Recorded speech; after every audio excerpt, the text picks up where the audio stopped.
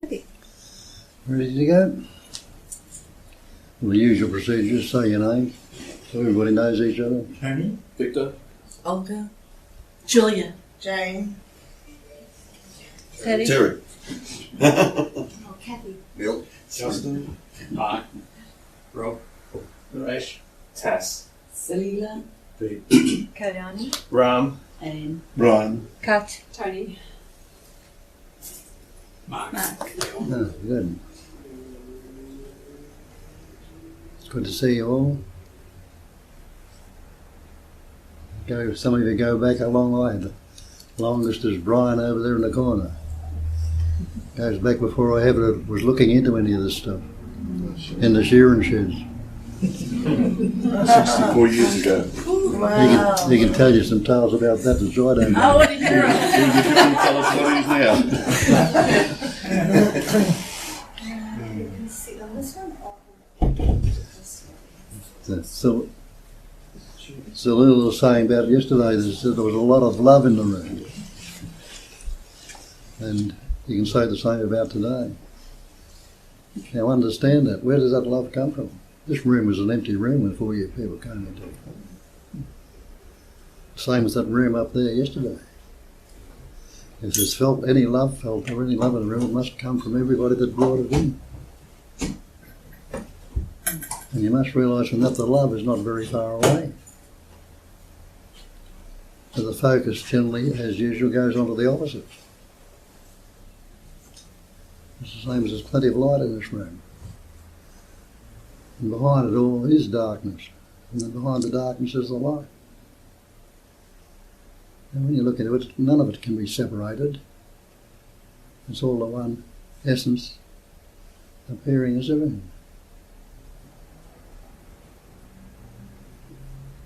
And that's the great mantra, or the great word, I am that. You are that. This is that. Everything is that.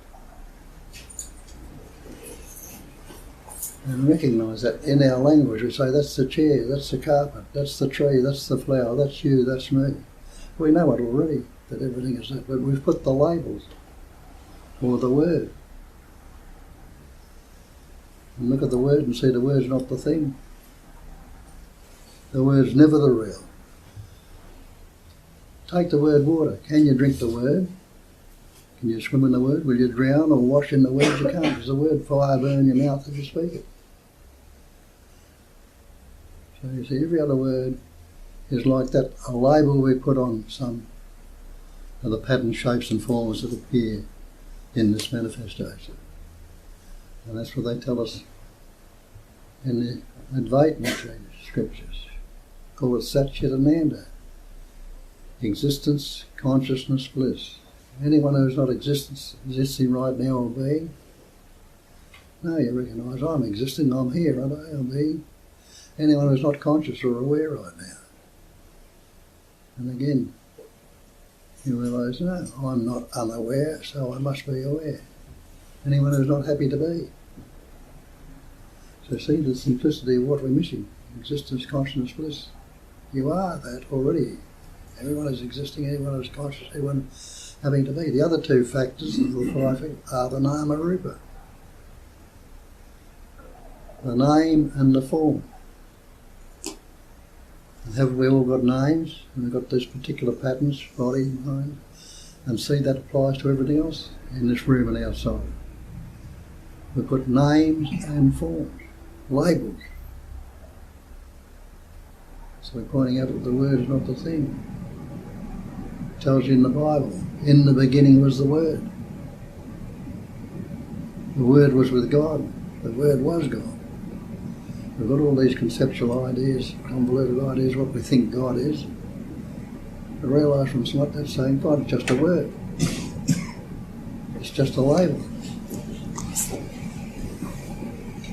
And until it wasn't any beginning, until we took that word on, or those words on, and have a look at that and see that's real. When can anyone remember your birth? You look at it, no, I can't remember my birth. Yet you were going on forming in the womb for 9 months, And for the next 2 years after you were born, you didn't have any words, didn't have any labels, you didn't know anything about it. Go back and have a look at that. How far can you go back in your memory? You can go back only as far as when you started to remember words and learn about words. The earliest memories and experiences have got to need words to go on. So you might see that saying, you might have read that saying in the scriptures many times, but get a different light on it. You didn't begin until the word came.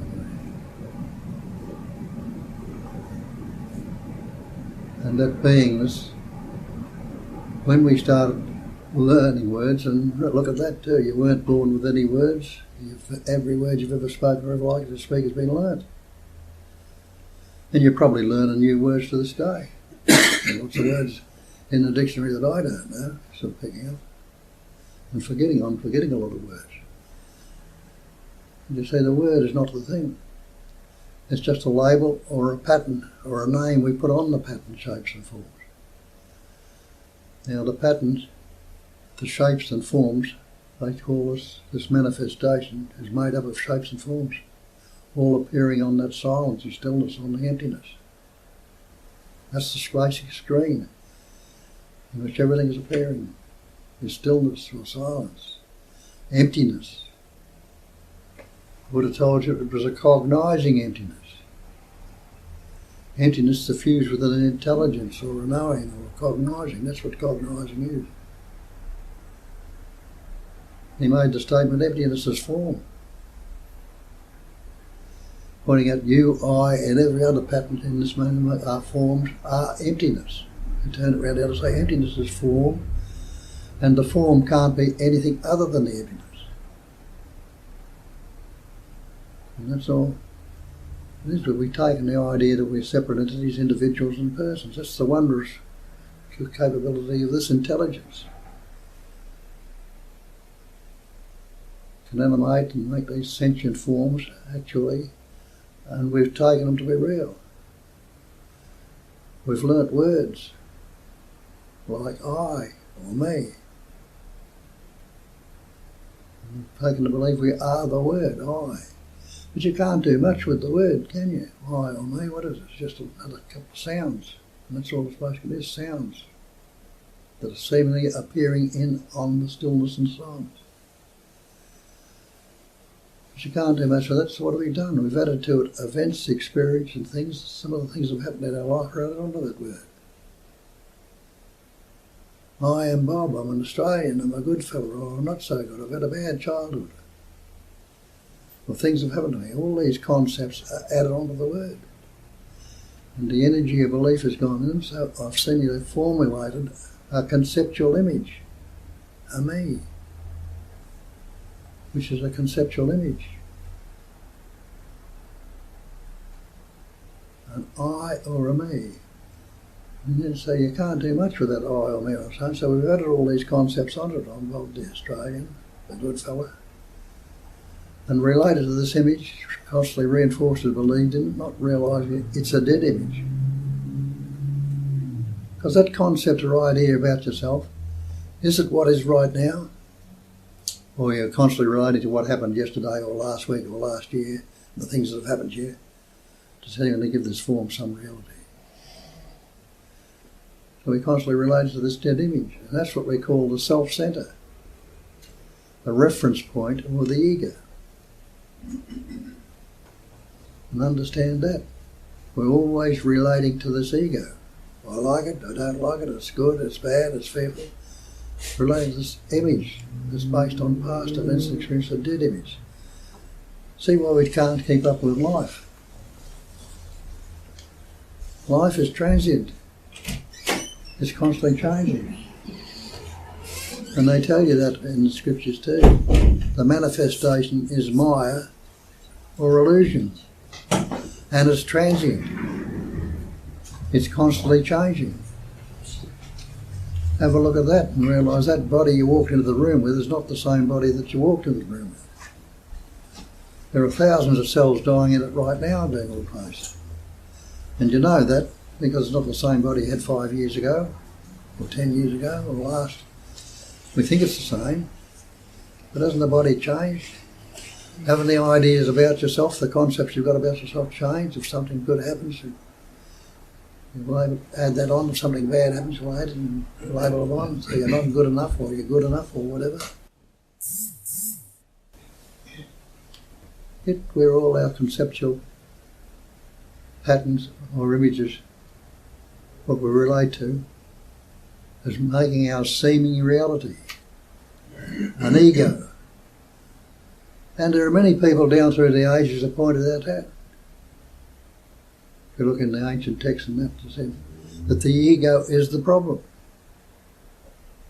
And they say you've got to stamp on it, you've got to kill it, you've got to struggle with it, you've got to push it away, you've got to fight with it. But there are a few that have really understood and said the ego doesn't exist. It never did exist. We've taken on an erroneous belief. That's why they call it ignorance. Not that we're dull or stupid, but meaning we are ignoring our true nature. We're ignoring the actual reality that you are, and we're focusing into this conceptual image and relating to that constantly. Now you can see from that where all your psychological suffering comes from. For it's only me that can be fearful. It's only me that can be anxious or unhappy or depressed, guilty, jealous, envious. All these concepts we've taken on, the energy of belief going into, are seemingly real, and we're constantly relating to this image. Now, they explain non-duality as one without a second, not two. In other words, it's all there is. People are saying, I don't want this non-duality. All right, be functioning dualistically, you're going to stay in a dualistic function. Or I don't want duality. But can there be duality without non-duality? Can there be non-duality without duality? We're taking a stance in fiction again, something that doesn't exist.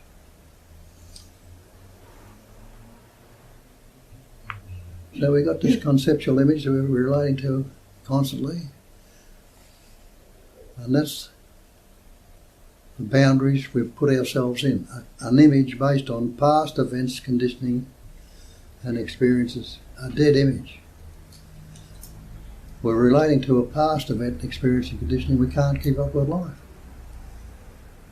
I use the analogy of the river.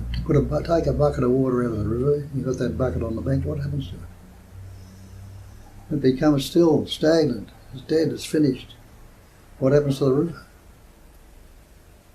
The river is continually flowing. It might be in flat, even spaces where it's hardly moving. It might be rushing down rapids or through forests where the trees are on either bank, sandy beaches. All sorts of things are happening to the river until it merges back into the ocean again. And that water is absorbed from where it appeared from in the first place, out of the ocean. And have a look at that and see you go outside on a cloudy day, would you say the sun's not in the sky? It appears cloudy and dark and dull, but you know the sun hasn't left the sky. You know that. But you don't believe that the sun has gone away. You've experienced that. And you look at that and you ask yourself what forms the cloud. And you'll say the sun itself forms the cloud. Now all the sun does is shine. It shines of itself. And then the radiance of the sun, the heat of the sun, what does it do? It evaporates water. That water rises and condenses and forms a cloud. And what happens to that cloud? If the wind blows and cools it down, it'll disperse, it'll come down as rain. It's gone up very high, it'll come down as hail or ice or snow. So the water has taken on different patterns, different forms, different appearances. But still the same essence. That's that radiance of the sun in which this manifestation appears. If it wasn't for the light, could you see it in the darkness? You couldn't. And what's happening in that body? Have a look at that body you call you. It's formed in the womb. What, from the essence of the food that eaten by your father, the prana that formed the sperm, the essence of the food eaten by your mother, and the prana that formed another pattern called an ovum or an egg. And the sperm knew what to do. It swam to the ovum, implying it was the fusion of the innate intelligence and knowingness. And when those two come together, that soul doubled and redoubled and formed the little embryo, the little fetus. You think you're running the show as a separate entity, this individual, this person. What were you doing about it then? You say, well, I better grow a few fingers or a heart or a lung. You realise now you had no saying, you can't even remember it because you didn't have any capacity of reasoning at that stage on words. But it grew, and it's what you are today. So that light, as we liken it to the sun, they liken it to the sun. How did that come into this body? Well, there was energy in that sperm and ovum. There was energy in the little embryo as it formed. An innate intelligence energy that knew what to do. And that intelligence through the umbilical cord in your mother formed in that little embryo you are today. And that light of life came into it. And Christ and lots of others down through ages said, I am the way, I am the truth, I am the light. Don't hide your light behind a bushel, the light of everything. It's that light of intelligence or knowing, and it's shining through your eyes right now. You got a light, try and block it out. Got a little crack in the curtains or wherever you blocked it out, it'll shine through it. It finds an aperture to shine out of. And what's that aperture shining out of now? Out of your eyes. And if that light of life wasn't in the shining out of those, what would you be able to say, do, see, hear, on? It is that life. It is the intelligence. It is the activity of knowing. It's not your body, it's not your mind. They're patterns that are formed that it's expressing through.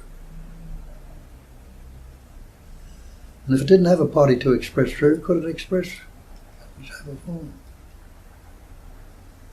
So you don't have to be dirty of the body or crooked on the body because it's playing up. It's falling apart like this one is. As it came into being, so it'll wear out or break down like everything else. But where does that light go? You think you're going to reincarnate or come back as another life or this, that or the other? Or is it going to merge back into the light of life that it is? And other patterns, shapes and forms will come. And the wondrous way it does pattern, shape and form. Have a look out there in nature. Don't you love life? As you say, the love was in this room, the light is in this room. You love life the way it is. Look at the flowers, the trees, the plants, everything. Doesn't that imply that nature itself is suffused with a wondrous intelligence? Not some old guy out there on a cloud, they pray to him and do this and do the wrong thing, he's going to beat the shit out of you. It's expressing through every pattern. So it's nearer to you, as the poet said, Tennyson, I think it was, nearer than, closer than your breathing, nearer than your hands and feet. You don't have to search for it, try and acquire it and get to it and become something. It's not a becoming, it's a being. Anyone who is not being right now, you really know I'm being. But you're thinking, and true, if you're looking along those lines, we think we'll become something. If we do this practice satsang or something, and becoming will not be being. It'll be a conceptual image of it. There is only being or life in this manifestation. There is nothing ever separate from it, nothing that ever was separate from it, or ever will or could be separate from it. Recognise that and take your stance there. Take your stance in what you already are. Don't think you're going to become something if you do this practice. You've all been. You wouldn't be here if you hadn't been practicing along those lines before. People that haven't looked at this stuff, haven't heard about it, don't come to these things.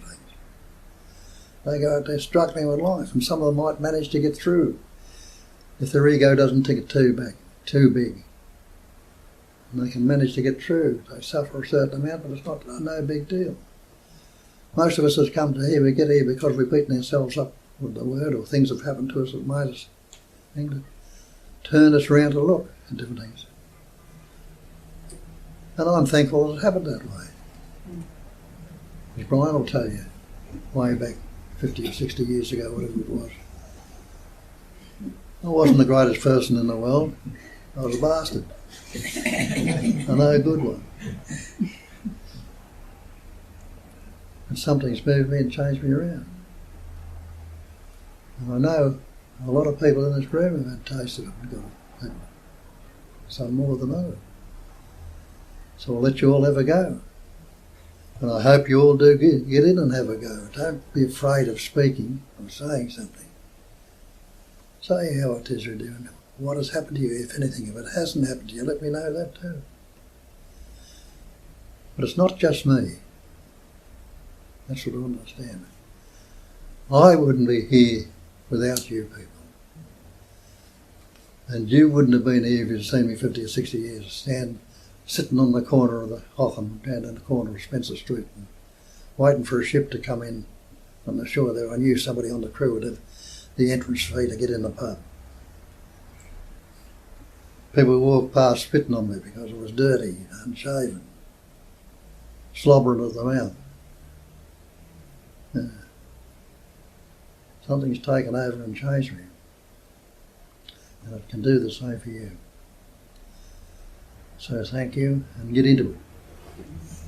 Thank you. Thank you.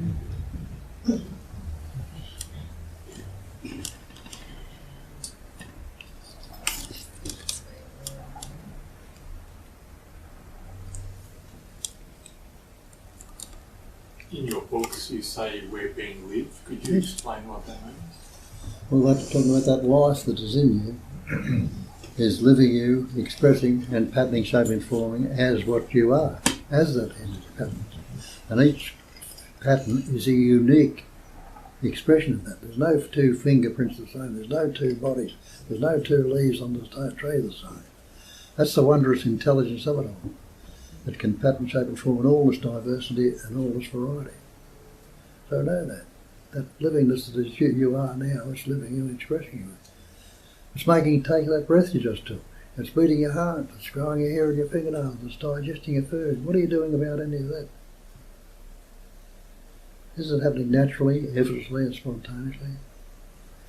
But when it comes to thinking, we've taken on all these beliefs. Well, I can't do this, or I'm not good enough. And the worst one we put upon ourselves, after all, I'm only human. We put that one on ourselves. Realise what you call yourself as a human being. And if you believe in a God, what do you call God? The Supreme Being. What if you took that word supreme off and took the label human off and tried to separate the beings without a label? So realising that, you're not going to say that this idea that I've got to become this being, that you are what it already is, the totality. That's why they call it ignorance in the scriptures. We are ignoring our true nature and taking on the belief which our parents, schools, society and nations reinforce for it all the time. That your little Johnny or your little Billy, you've got to do this, you've got to do that, until it comes around, oh, I am little Johnny, or I am little Billy, I am this person. But the person is not the reality. Person comes from a Latin or Greek word, persona, the mask. Pointing out we've got this conceptual image, or mask. A mask of concepts, thoughts and ideas we put upon ourselves. And taken ourselves to be that and function from that idea. So you see, when you recognise you are the life, you are being lived. That's what Christ told you. I am the way, I am the truth, I am the life. He wasn't talking about himself, he was talking about that sense of presence. Everyone has that sense of presence. It translates through the mind as the thought I am. Could you have that thought I am if you weren't relating it to being or presence? You couldn't. We take I am to be the person, this conceptual image. And this lose sight of our true nature. Take on these beliefs, but look at the word belief, look up your dictionary, look up the word belief. It's an unquestioned acceptance of something in the absence of reason. I mean, we're reasoning all this out with a concept. Acceptance of an alleged fact. All these facts you've taken on board from your school, your parents' society are alleged. Question them. And the truth ones will reveal themselves and the fictitious ones will fall apart under investigation, but they haven't because we haven't investigated. Acceptance of an alleged fact without positive knowledge or proof. Now have a look at that. See whether it'll stand up to the investigation. The false cannot stand up to the investigation. It falls apart under the investigation. See if you can negate your own being. Say I am not. You can say it forever. But in saying it, you must realise something capable. There's something capable there that's enabling to say, I am not, or I am. Look at that again. You've got this conceptual image, and believe that conceptual image is what we are. What happens when the life essence goes out of that body? How many thoughts can a corpse have? How many images does a corpse have? How many insights or variety can't do anything without that life essence. So it's that life essence that's doing everything. Without it, you couldn't have a thought, you couldn't have a word. Like the analogy of the computer's a good one. You've got a computer there, it's got all that information in it. Amazing amount of wondrous information. Haven't got the power turned on, what are you going to get out of it? Nothing. If that life essence is not throbbing or pulsating or expressing through that body right now, how many thoughts, how many feelings, how many people can you hate, how many people can you love? What can you do without that life essence? So give credit where credit is due. It's not the entity you that's doing anything at all. It is that life essence, just the same as growing those trees out there, sort of sending their roots down into the earth to get their sustenance. Forming the green, the buds, the leaves, the flowers, the fruit and everything on it. Go again, it's breeding you. Every thought you've ever had couldn't have had without that life essence. And they take my brain and my mind. What mind is there if you don't think about it? The brain is useless and that life essence is going through it. So like Christ you say, I am the way, I am the truth, I am the life. You are that life. So be what you are instead of what you believe you are. And that's the old scriptural saying, know the truth, and the truth will set you free. That's all that ends up. Recognise the truth. I am that. I am this. I am that essence. As Moses pointed out on the mountain, when he's sitting on the mountain wondering what he's doing, he's got a crowd of people down there that are in a hell of a mess. He's got to look after them. And he said, what am I going to do? And it came to him then. Wasn't anybody outside or anything that spoke to him or anything to say that. Innately it came into him, it came up the thought, write out these commandments, orders, they could let them abide by that, that'll give them a bit of a sense of living better and all things. So he wrote the Ten Commandments, but he says, I've got to go back and tell my people about these things. What can I say sent me? And again that inner voice came to him, tell them I am sent there. That is my name. I am is my name. And Moses realised I am that I am. You can realise the same.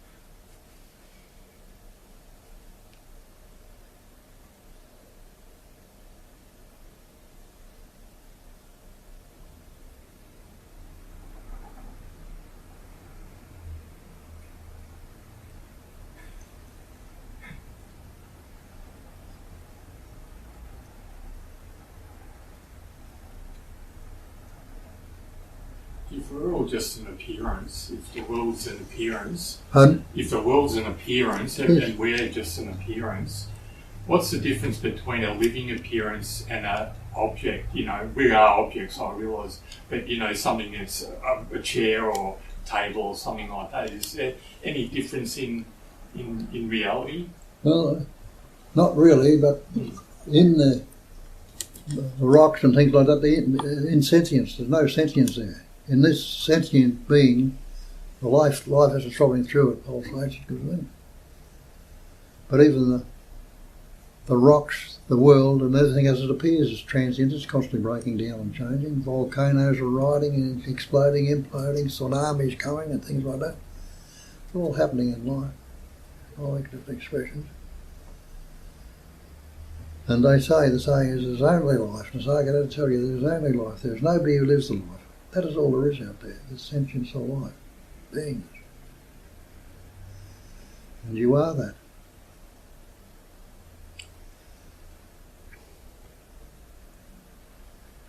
When this pattern breaks down, it'll be cast aside in the corner like a dirty old rag, thrown away.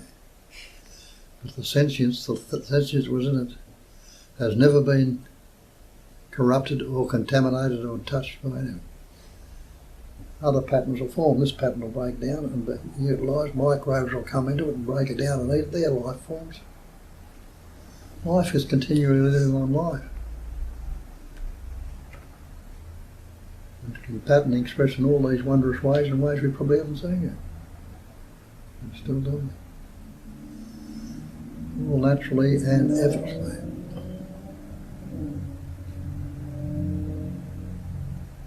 You say it beautifully about when you said there is no two blades of grass or two fingerprints. You're also talking about different capacities expressing through different bodies.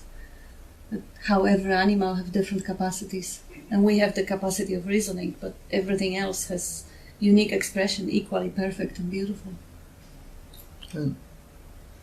There you go. See, people can mouth it and say it, get into it.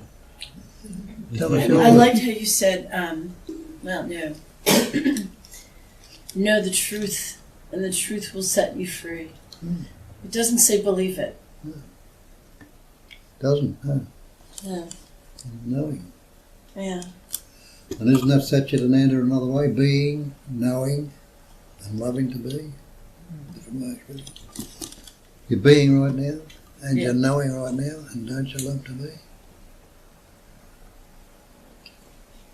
This dreaming. Expressing through the name and form, the Maya or the illusion. It's still only the Maya.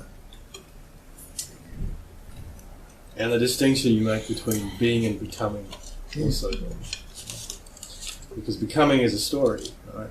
It's like, okay, this idea that I have what I'm going to become at some future time. Being, it just is. It's non-conceptual, just right here, right now. There's nothing you can say about being. You can say a lot about becoming. You can tell all kinds of stories about becoming. You can't say anything about being. Being just is.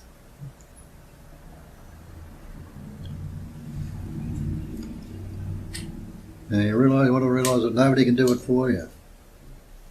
Nobody can tell you anything. How can one pattern, which is just like an evanescent shadow on the screen, tell you anything? What happens to you is speaking of it and pointing on it. It might be picked up by another in a resonance or recognition of it. The word or the label. And something might turn you around, like turn this pattern around and start looking at these things. And if you're coming along here and looked at them before, it might look differently. See it a little bit more because of what somebody says.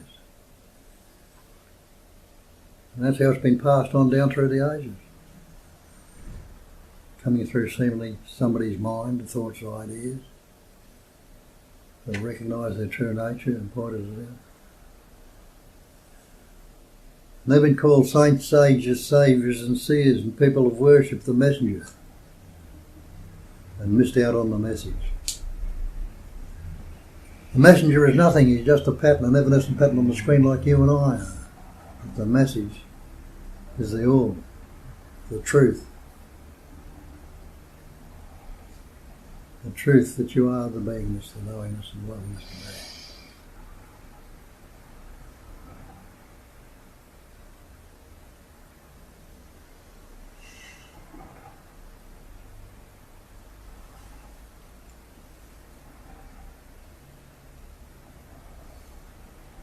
What Ram just mentioned about being and becoming, and that's, I think, is a pretty nice distinction about the presence of time. when you point out how time is only when you are thinking. Like there is no time when you're sleeping.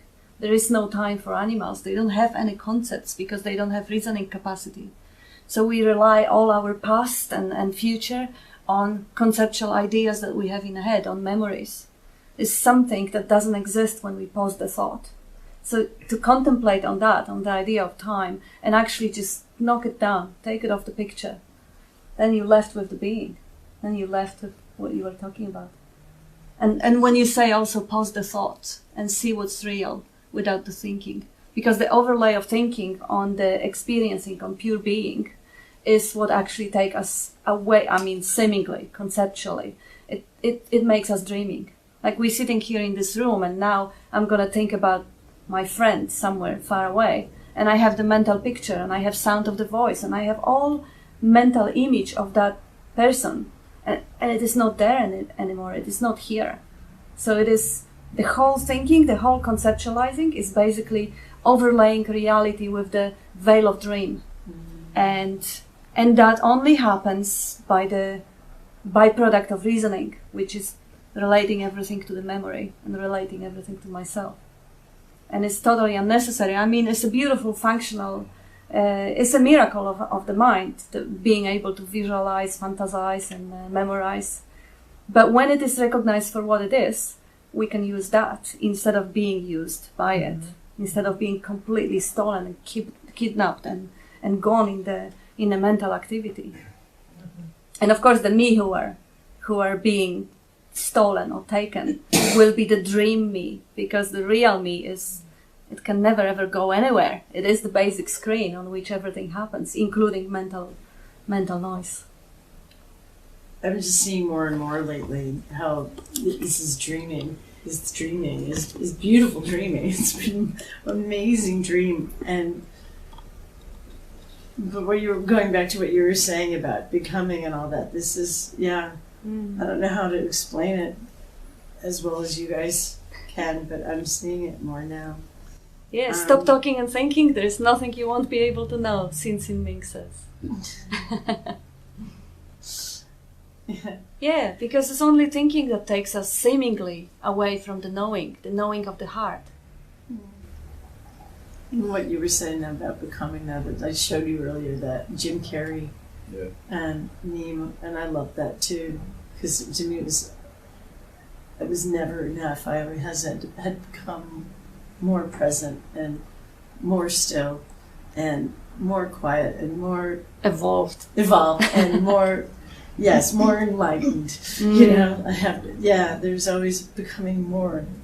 And that just kills. No more of that.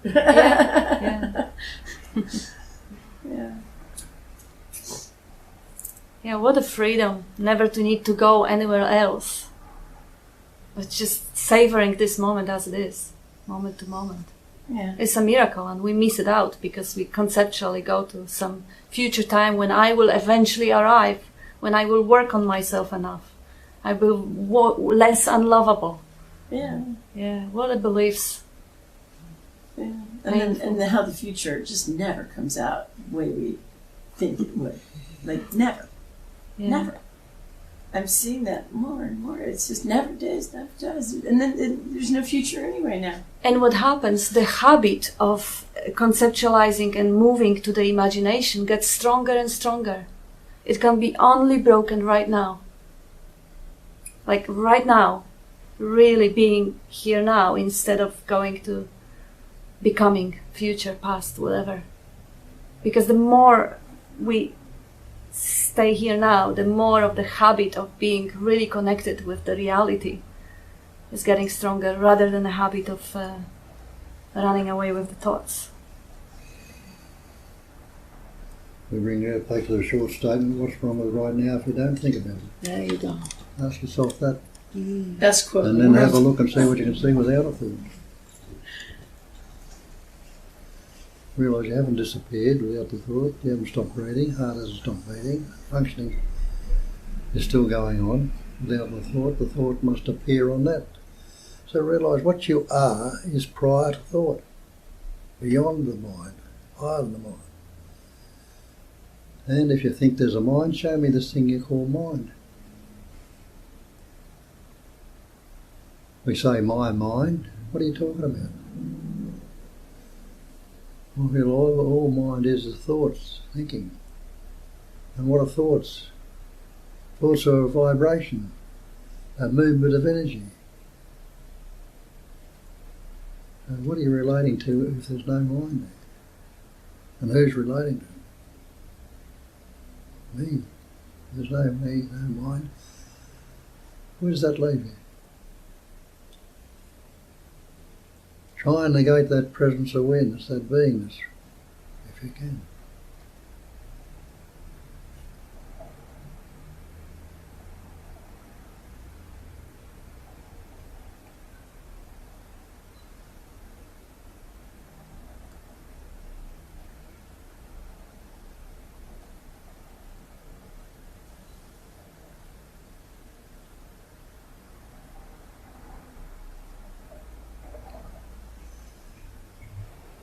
There's silence there.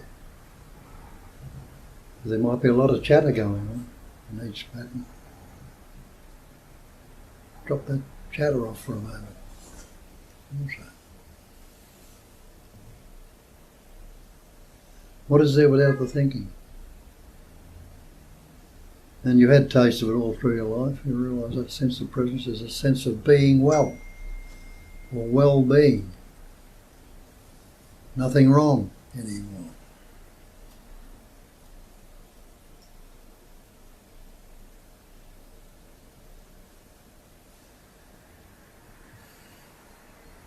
And then you get the idea, that taste of what we talked about earlier, the love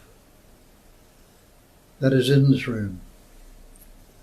Not the male-female relationship, which we're always in strife with a lot of the time, but the love of being.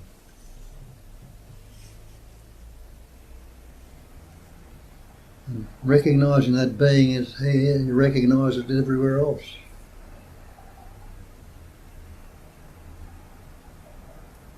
And the capacity of hating comes up less and less. What would you want of the other persons? If you've got they've got a mental concept of you, which they would have, and you've got a mental concept of them, which you will have, and you'll have a mental concept about yourself. Which concept would be right?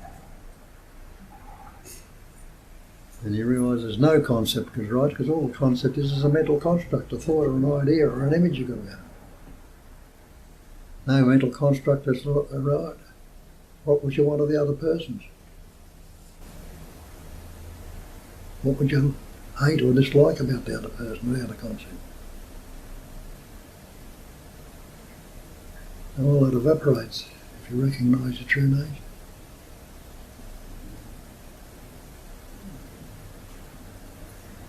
And the old saying again, live and let live. Happens. I love what you said about that, about the hate and all that. That I would love to hear you more say more about that. If you love it, you take it. It's yours.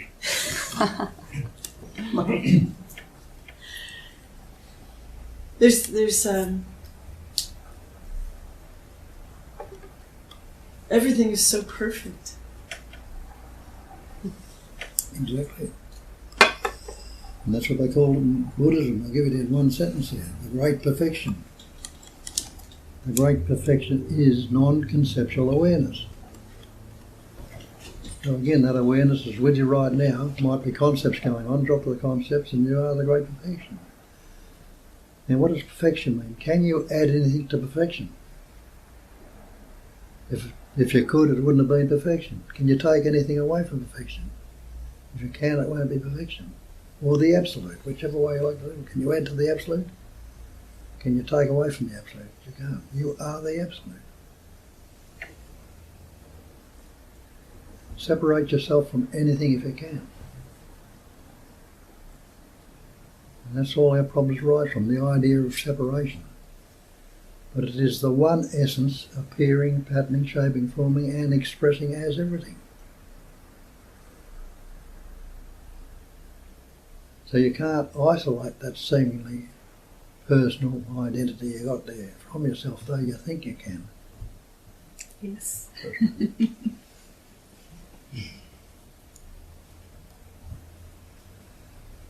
Come on, there's more voices in this room than what we hear. That's something to say about it. How could any of us do it better than you? So Bob, once you remember yourself, you'll never forget yourself. Yeah. No, haven't patterned my time. Might seem to be spiritual in a while. You've had a taste of it. How can you? Even if you try, you can't try. No. You keep turning up here. Yes. You remember. Presence awareness.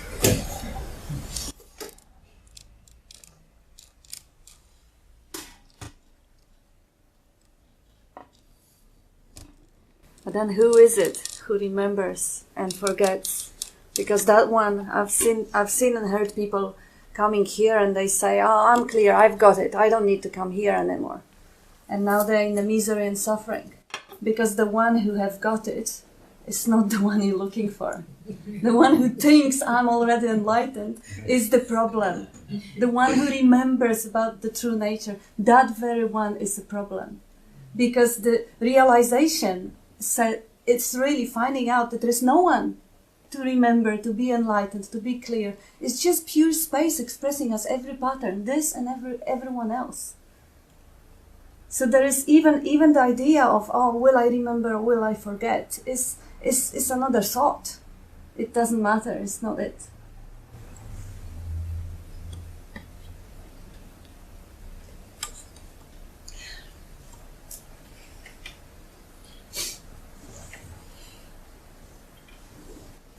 An insight can liberate you until somebody comes along to claim it.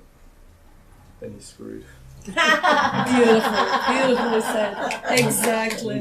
Insight can really liberate you, unless somebody comes and claims it. And then you're screwed. And then you're screwed.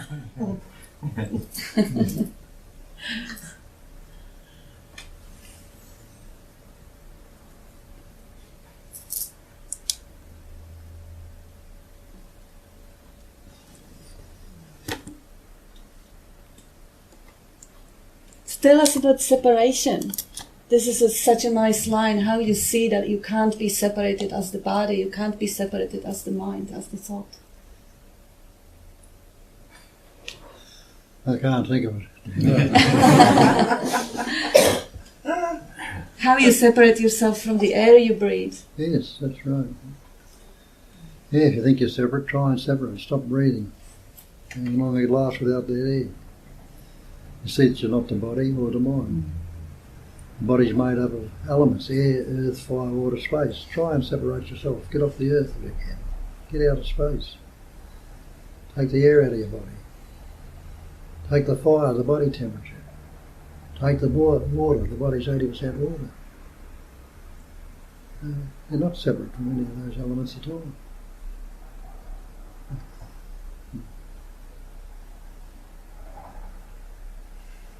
And the same with the mind. The mind is word, thought, right here.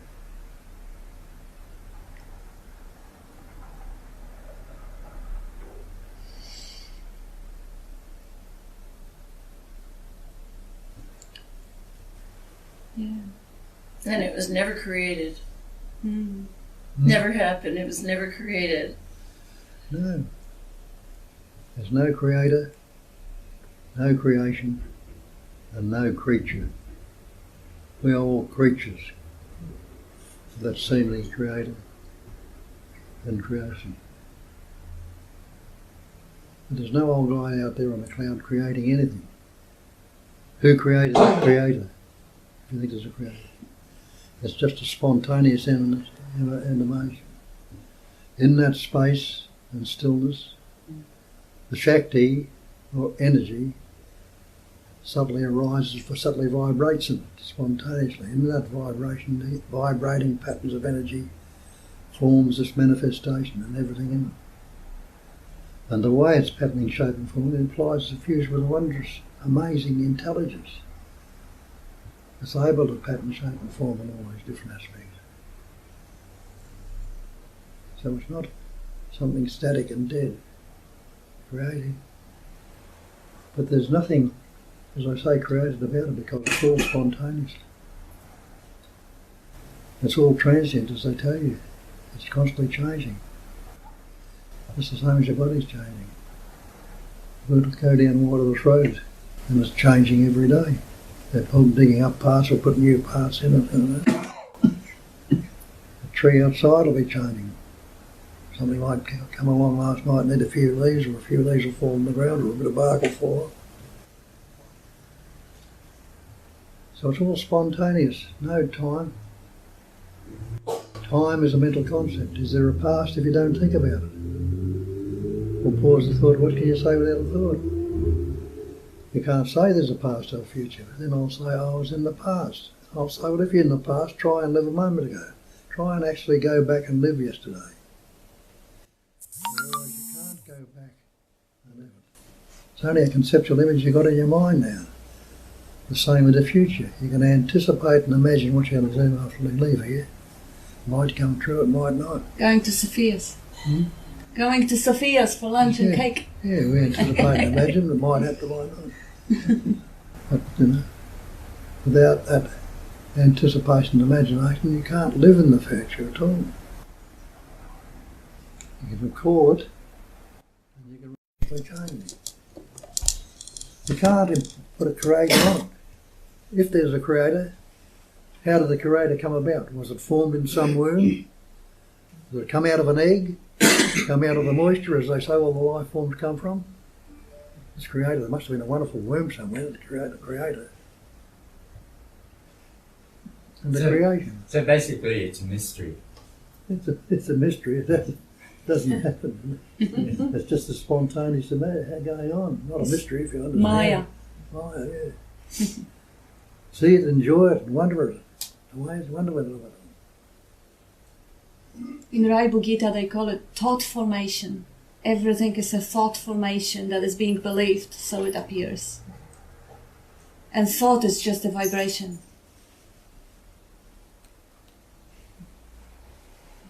In science, there's a conundrum. Why does anything exist? Why does it exist? So is there like an equivalent question just going on that idea of mystery? Why is there intelligence, or not intelligence, but energy or activity? Why is there activity? Why not? Yes, that's the answer. So that's the mystery. Yeah. Yes. But it's not a mystery that you know that you are. No. No. I would love to hear you say more about that nothing existing without a thought. Sorry, just on that. So why is there a knowing? Huh? I mean, why is there a knowing? Why not? The why. Oh, sorry. Yeah. Yeah, the why. The why question is a sort of a Yes. tends to lead to mystery rather than Intelligence energy wanted to know itself, didn't it? You need to put that. You need to put that term on. If you haven't got the thought of knowing, have you stopped knowing? So you don't need the thoughts to say it's there. No, but You can't negate your beingness or the knowingness or the loving to be. You can't negate your existence. You can't say I am not. You can shout it out forever, but it doesn't stop you from being. Not that being, you can't say. I don't think the why question negates it. I think the why question just sort of Takes you away to the mind. That's all it does. Why question is the shortest way to go to the conceptualizing. It takes you away from that immediacy into the thoughts, the stories. yeah, but that's part of the knowing as well. Totally. It's a beautiful capacity. But when it's recognized for what it is, the why is not that important anymore. It's just another distraction, another way of entertaining. Entertaining the mind. If you know it's a mystery and you'll never understand it, then you can relax. You can still ask why and see where is the thought formation going on and more Maya appearing, more dream appearing. Justification, explanation. It's gorgeous, it's beautiful. But when you start believing it or getting really deep into it, that becomes a suffering. So it's like a computer understanding or a dog understanding. Humans just as unlikely as computers ever going to understand anything. Or the weather. Yeah. He's going to understand Interesting, anything. similar. It's an impossible question, really. The interesting question is, where are we locating from? Where is the question being asked from? Oh yeah, absolutely. Yeah. And that's something that can be investigated. Who wants to know is another one. I knew you were going to say it. I didn't mean it in a nasty way. I know. I was going to say this stuff, but anyway. That's fine. And it's good that this question comes up because, gosh, everyone has this question. I've been asking it for 20 years. Not really Nothing paid wrong, with it, thank nothing wrong God. with asking the question, why? I think it's a fabulous question. I mean, knowing, where the hell does knowing come from? What is knowing? Whether you're in a fixed location or a non-location, this knowing is generated or created or manifested by something. But in asking the question, which you're not going to get an answer to, the whole bloody thing just really dissolves. But you don't stop knowing, do you? No. We will say what you call knowing, you'll say you couldn't say it without all that. It's all right. Yeah. As it says earlier, in the beginning was the Word was with God, the Word was God. Everything was made by Him by the Word. Without the Word, there was nothing made that was made. So what do you got without words? And you didn't begin until you learnt words. Yet you were around 9 months in the womb, 2 months walking around before you learnt anyway. I'm getting caught up in the word knowing now. So how are you defining? How would you define that if we were to give the word? And Hensing again says, well, the finish of it, it says words. The way is beyond language. For instance, there's no yesterday, no tomorrow, and no today. It cancels them all out. And that's the great way that's not difficult. Is knowing the same as sensing? Is knowing the same as sensing? Sensing, yeah. Sensing is a form of knowing. Because knowing is being modified by the senses to knowing of objects in a space, sounds in the space of hearing. But the knowing that Bob is talking about, knowing that you are, the presence awareness, is actually pre-sense. It's not a sensory knowing. You don't really see your presence, you don't hear it, you don't taste it. But you know that it's there because without it you wouldn't be able to see, hear or taste. The word knowing sort of carries with it a knowledge, which is like thought forms with it. It is confusing. That's why they give it in 3 words, Sat Chit Ananda. Knowing, being, knowing, and loving to be. And they're not 3 things, they're 3 aspects of one thing. Because the word knowing, you're right, is confusing. It suggests intelligence. It suggests that there is knowing of something. And then who is the knower? Yeah, that's why I said, what do you mean by knowing? Yeah, so that you can get tripped up with words, but the word's not the thing. So what's wrong with right now if you don't think about it? If you're not using any words. And what you know without the concepts. Non-conceptual awareness. And everyone will be able to relate to this on a walk in the bush for a couple of hours, and you look at your clock and you say, shit, I've walked for the last hour and a half and everything has just been happening but for no one. There is no sense of knowing there. You don't know anything. When you're asleep, it is all still happening but for a no one. It is any construction or tool of the mind that's used to know anything, obliterates or obscures the reality. But that doesn't happen when you go on a 2-hour walk and you look back and you see the headland and you say, geez, I've covered some miles here. There's just no sense of anything. It's just purity. And in sleep, it's just purity. It's all just happening for no one. So when the sense of an I appears, makes an announcement, here I am, it is actually not for anyone. That notion of an I is just like anything else that's happening. There is no difference. It's not really conceptual awareness when the notion happens, unless you think that you are the I. It's just it's just like a little jump. This notion of an I, when it appears, it's not for the meat and the bones. It's not for the body mind. It's just like a tree. It's just like a pizza. It's just like a beer. It's just an appearance. And then if you relate that to where you can actually experience, like you're experiencing now, perhaps more clearly on these long walks, or when you were driving here, I didn't think Bill is pushing the brake, Bill is putting the blinker on the ship, I'm late for Bob's, he wants me to do a job, am I going to be able to do it, am I going to crack the plaster? You know, that's when the I comes in and sort of takes over. Job, yeah. But it's not of any relevance at all. It's all happening just for no one. Just in relation to what you were saying, if I know who or what I am, the question of why doesn't arise. It just doesn't. Well, If I know, I'll say it again, Okay. if I know who or what I actually am, the question of why doesn't arise.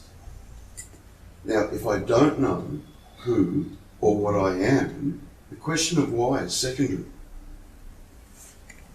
The primary question, or the most important question, is who or what am I? Not why is this that way, or why is that way, or why is everything manifesting the way it is, or what is love, or what is separateness, or what is knowing, or whatever. That's all secondary.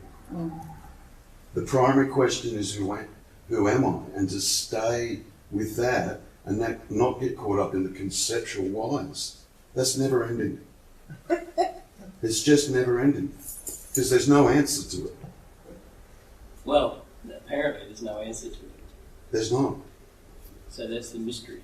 It's torturous to ask why. My mom used to do that when I was a kid. She called it the why game, and it's in part probably what created this. It's the game that I'm left with when I realise there's no me. There's still a game going on. Yeah, realising there's no me and knowing who and what you are two completely different things. Realising there's no me and knowing who I am. Are two completely different things. Okay, so lead me down the path of knowing who I am. Where does that go? I can't lead you down that path. I can point to it for you, but it's up to you to look and see. Anything I say about it, no matter what I say about it, is not it. No matter what I say. So in the end, you're left with sitting with yourself and looking for yourself. I've done that. There isn't anything there. I can't find anything. Right. I'm comfortable and happy with the fact that being is what it is. And as thoughts arise, there's a thought that says, science has a question, why is there something rather than nothing? It sort of seems to be a thought, why is there knowingness rather than nothing? Yeah. I understand it's a thought, and I don't need to follow that thought, that can be there as it is. I don't need to have an answer, but I just... Curious. Yeah, and that's okay. There's also curiosity in the sense of... Look, that's okay. What does non-being look like? Sure.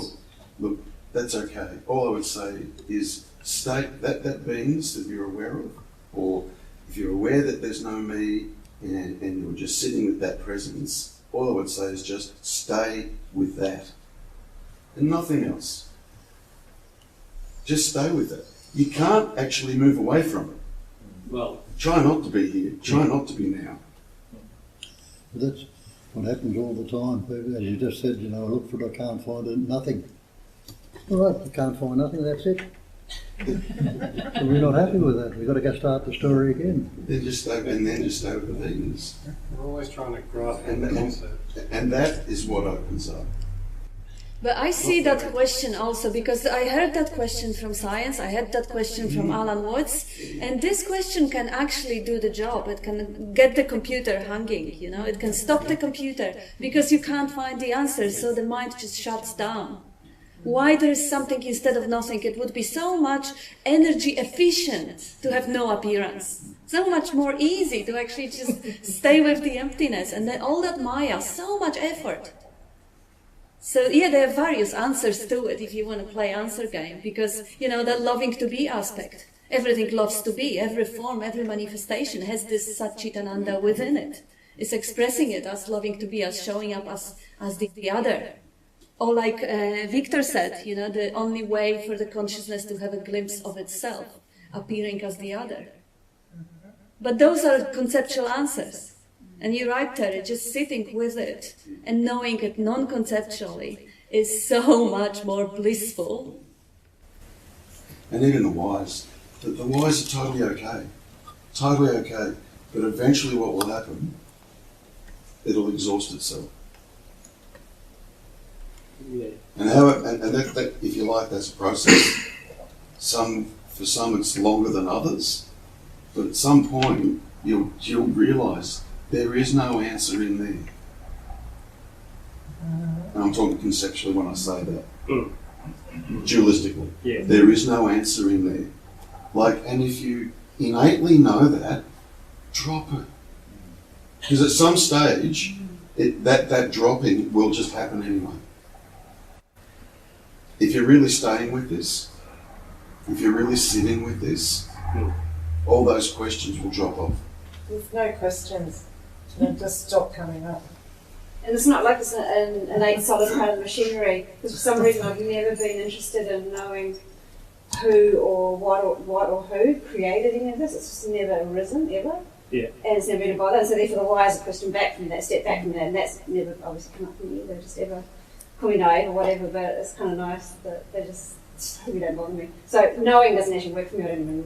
I don't see it. I just see what's left when you're not thinking about it. And I don't think to put a kind of sense of knowing in it. A sense of knowing just because it's there. It's just... Gosh, it's so much love. You people are just so sweet, because Rob is actually knowing who he is, and this question doesn't burn him at all. It's not a burning desire to find out. He put it as a joke, as something light, because it is light. I know that question, I see it as light also. But see how much love you received, so much guidance you received from people who don't know that you are there for many, many years already. But isn't that beautiful?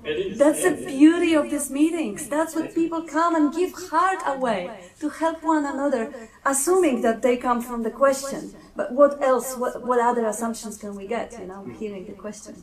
It's beautiful. It's a magical place, because we don't have one big guru on the throne and everybody just listening and worshipping and kissing the lotus feet.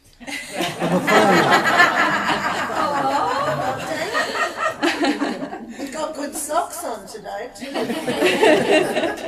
Yesterday they weren't allowed with the suit.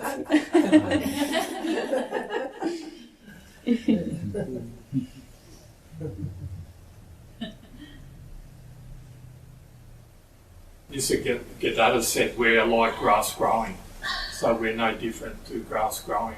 How can we take ourselves seriously and suffer if we're the same as grass growing?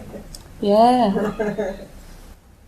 How cool is that? Don't have to worry about anything anymore. Even what I'm going to say next, who cares? Question, what is bird shit never arises for the grass, does it? Yeah. So there is some future pacing happening here. I'm so grateful to be in this room. This is, to me, the most magnificent, magical place on earth. But after tomorrow, I won't be here, so everyone speak loud for me, because I'll be the fly on the wall on Sundays. I'm so grateful. Yeah, if you find a good set of a mic that you think... I will do that today. Yeah, go for it. I will do that today. Maybe even two, if I like in different whatever, because I've done the investigation and it's not much you can find in Australia. Okay, you probably have. Maybe I'll get luckier. Maybe I'll find it online and I can ship it to you. Go for it. Okay. There's a good shop in New York or something. Yeah, there's got to be something. Yeah, we've asked in a few shops. Yeah. Good luck. And how blessed is a blade of grass? There's anything shitting on it. Can't say blade of grass isn't beaming. It is, but it hasn't got all that rubbish going on between blade of grass's conceptual ears. who am I or what am I? It just is. But how blessed are you? You can know yourself. Yeah, that's true. Yeah. Yeah. Just as well that a blade of grass doesn't have as a cow coming.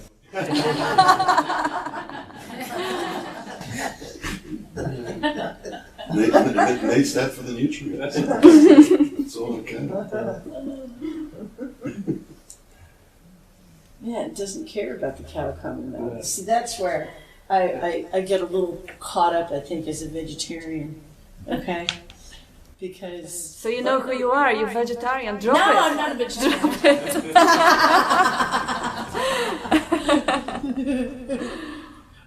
I'm but only I'm not human. having meat today at lunch. So, but when you were talking how do you know? No, it's you not don't lunch know when your yet. mouth spits it out. That's what I find. Oh, spat out the meat again. Okay, clearly. Yeah. Not eating Oops. Yeah, but we were talking earlier about sentience. Okay. So.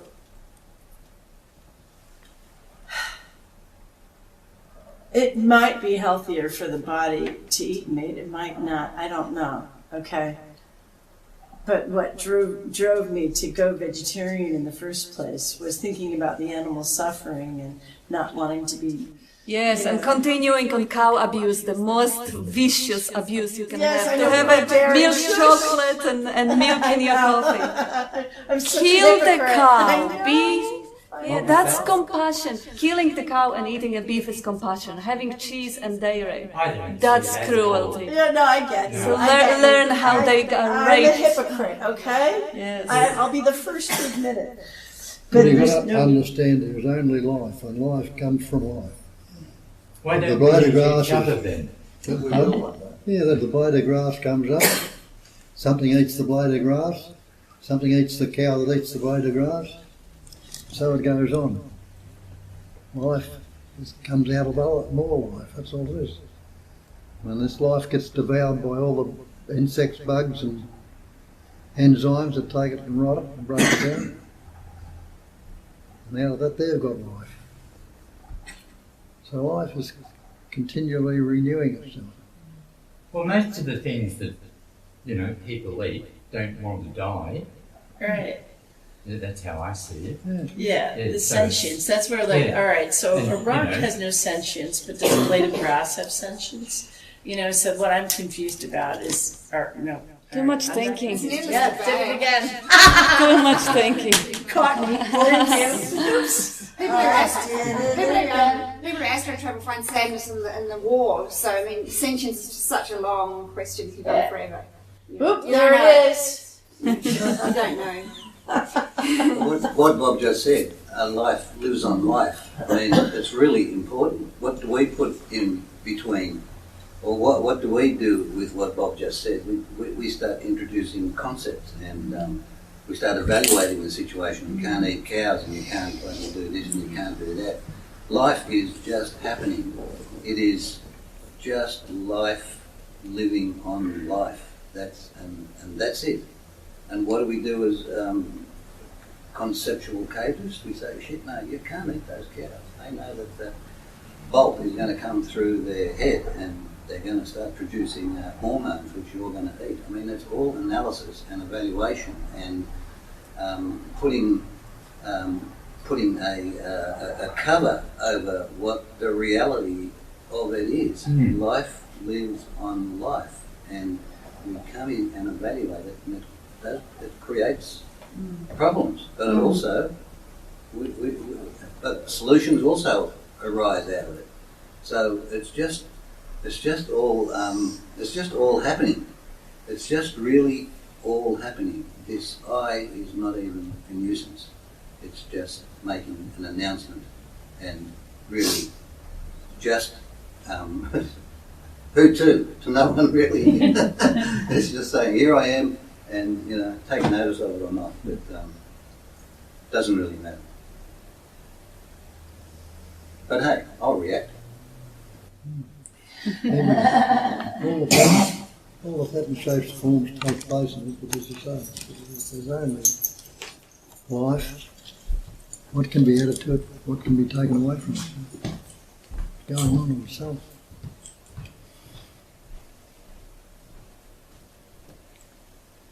All the things that are added and taken away are appearances only. They come and they go. The life continues.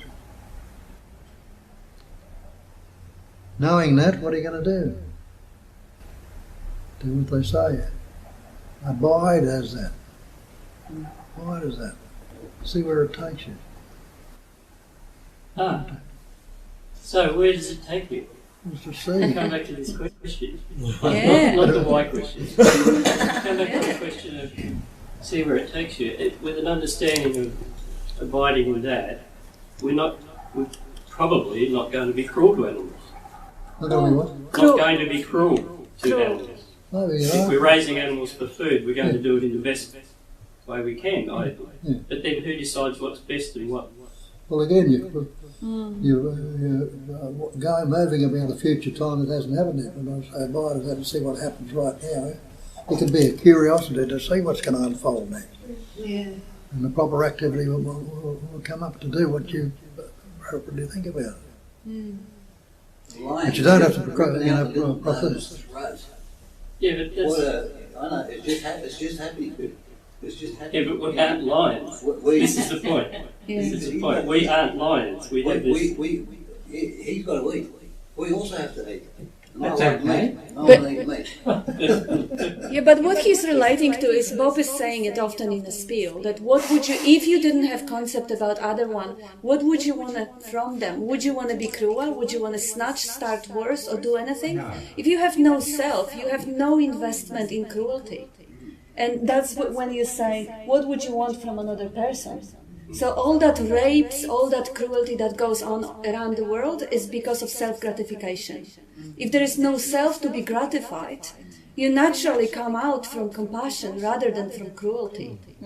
Unless you're uneducated and you don't know that you are participating in animal abuse, maybe then that's an excuse. Well, that's why it is happening, because we don't know. This is the same argument as talking about if emotions arise. You know, are we going to pretend that they don't? Are we going to sort of say, "Oh, I'm just the open space," and I'm not the emotion? I mean, it's just bullshit. I mean, the talking about animals and whether we take them out to eat them or whether we don't take them out to eat them, you know, it's the same story. You know, we get involved. We overlay those pure principles. You know, life lives one life. Nothing is happening. Yet we come in with all these mind tools and evaluation and analysis, and we try and make it, you know, right. After this speech, I probably lost half of my friends in this room. However, I just see it. That's You can't.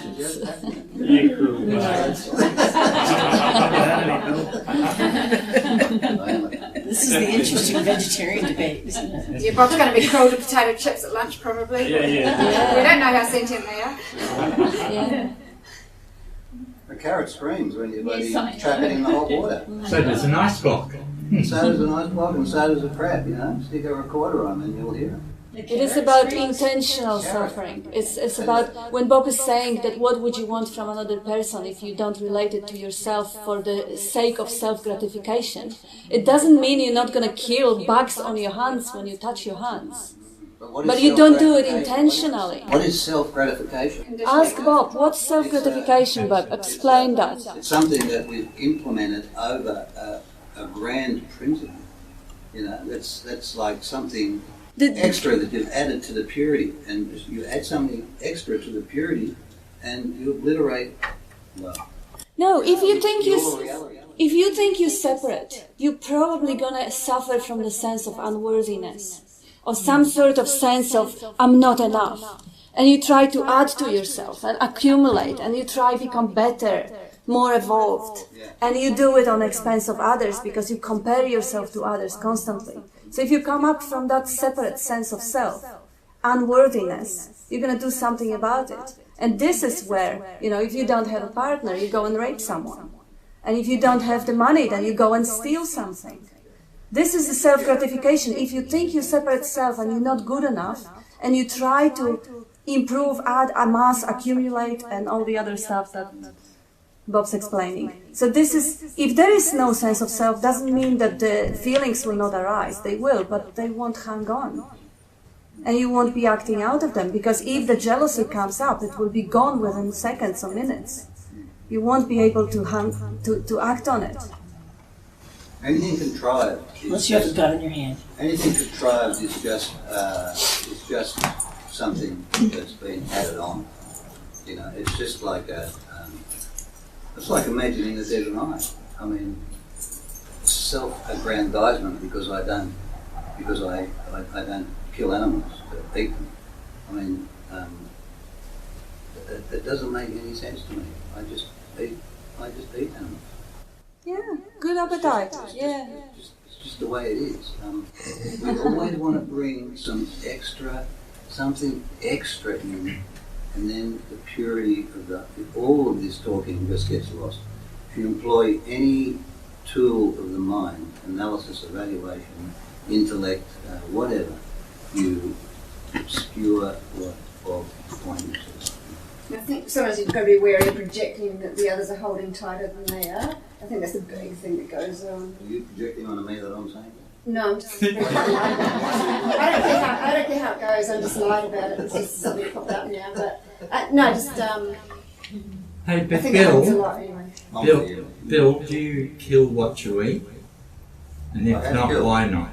Yeah, he had. You don't mind? Yeah. Oh, that's well. I ground up bees with 2 Aboriginal guys, and we had bee paste with honey. And ground them up. It was delicious. It's like eating witchetty grub. What's the difference between eating a witchetty? You know, we quickly eat a witchetty grub, but the cow is just too big. It's too like in your face. You know, to cut its throat and see it bleed and hear it bellow. But a grub you can just grab and eat it. You know, I mean, a plum or a carrot, like I said before, you put little electrodes on it, and it'll go. It has a degree of, when you chuck it in boiling water. So is that your basis for eating animals? Is that my basis for eating animals? Mate, I don't really think about it. You don't know. No, fair enough, you don't think about it. I fish. It's just life moving. And I eat the fish that I catch. Yeah. And this is, Bill, you are so right, because many people, and Tony, this is also, I had a go with Julian, I'm sorry, of course, it was laughingly. They feel superior because they obey certain religion or certain diet. I'm vegetarian, better than you. That's the identification. And you're very, very rightly having a go with it, because you're right, nobody does it. If I'm vegetarian, this is not of my choice. This is the conditioning of the pattern. It's totally none of my doing. That's cool. Yeah. And if I'm not, that's the same. No, I don't feel that. I mean, I might have once. Mm-hmm. But, you know, once that was my highest principle. But now it's just the rest of them. And you believe those thoughts. Good. Somebody, I can see I'm hurting them. You know, it's basically that. And I remember just about a year ago, I was riding towards the city and a cattle truck went past, and there were all these beasts with their terrified eyes just looking out. And I just felt so happy that I wasn't going to partake in, well, you know, the. But it all comes down to the love to be. Loving to be, yeah. They love to be, don't they? So you. But I don't know what's wrong with killing. Everything dies. Cruelty is a different story. I've never once projected being vegetarian different things. I never once felt superior or inferior in doing it. So it's probably a shitload of people out there who actually don't think twice about whether they're better or worse, but it's probably rejected a whole heap that they do think that. And I think that can be a bit of a block in unravelling, you know, everything. That's just You're totally wrong, but they're all thoughts. Like, what's true without those stories? What's true without those ideas, ideologies? Ideologies about food, ideologies about religions, all that stuff. Bob used to say you're either attracted or repelled. You're either attracted or repelled. That's it. The rest of it's a story. Yeah, it's a movement. And justification. I'm smarter, better, wiser, or whatever, because I believe this set of moral values and not that ones. It's ego-driven, isn't it? Absolutely. It's still a strong identification with the thought pattern. It's a strong ego. Like, who am I without any story, without any belief, any thought? The only thing I know for sure is that I am. Yeah, exactly.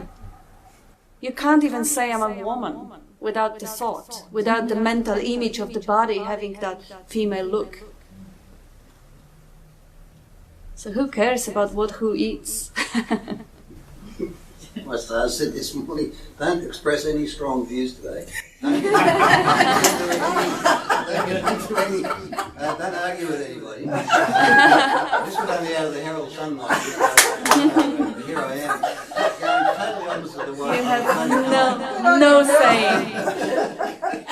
What a beautiful illustration of not being a doer and not choosing your thoughts.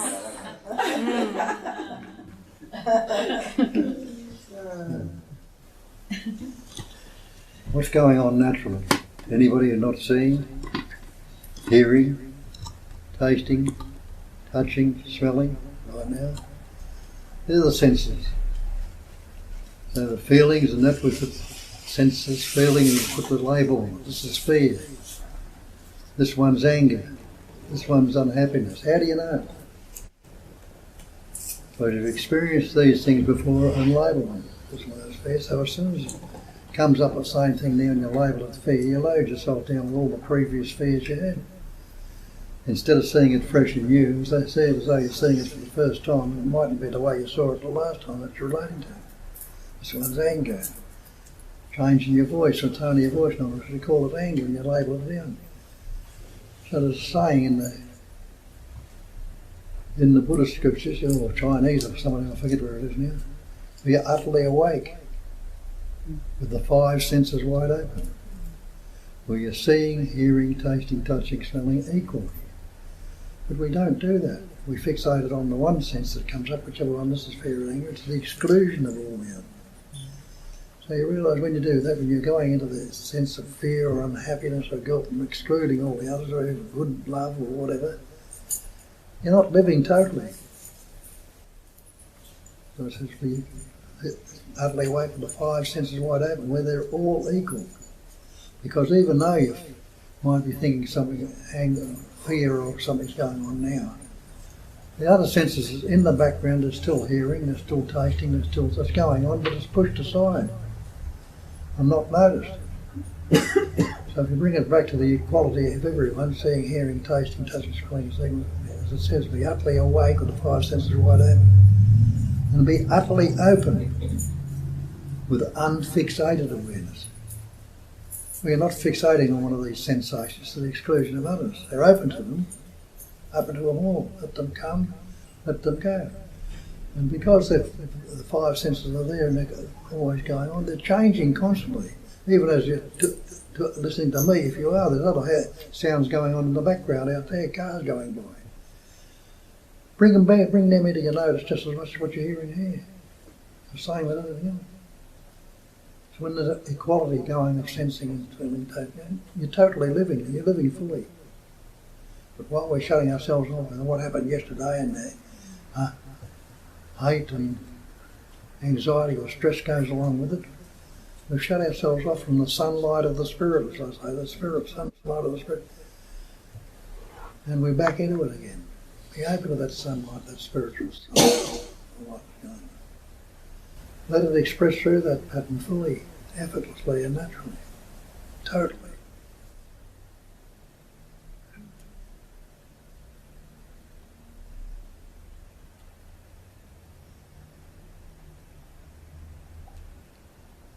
And compassion to the cow will just arise spontaneously. Or at once. Well, why should I focus on the cow right now? There's no cows in the room. I've got to travel a fair way to find one. Well, my grandfather was a sheep and cattle auctioneer, so I love me meat. That's my story.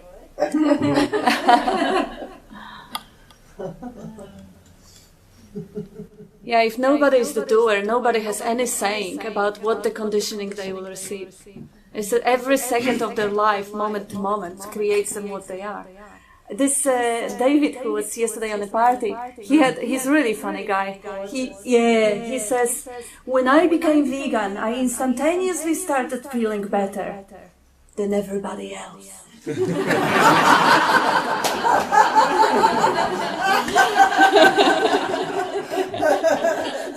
love that.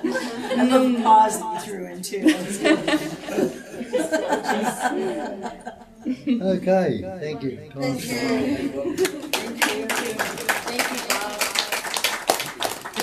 Thank you.